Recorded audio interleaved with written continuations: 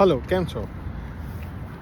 અત્યારે રાતના થયા છે 9:30 અને આજથી રોજ એક સારા ટૉપિક પર વાત કરતા રહીશું.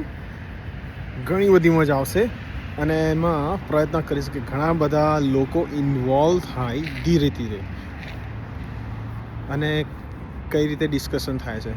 ઘણી મજા આવશે. હું બહુ ઉત્સાહિત છું અને હવે જોઈએ કે એનો રિસ્પોન્સ કેવો મળે છે. કારણ કે અમુક વખતે શું હોય છે કે મગજમાં વિચારો તો બહુ આવતા હોય છે પણ એ કોઈ અમલમાં નથી આવતો. પણ એક વખત અમલમાં મૂકવાનો પ્રયત્ન કરી જોઈએ શું રિસ્પોન્ડ મળે છે અને તમને બધાને કેવું ગમે છે એ જ જણાવજો.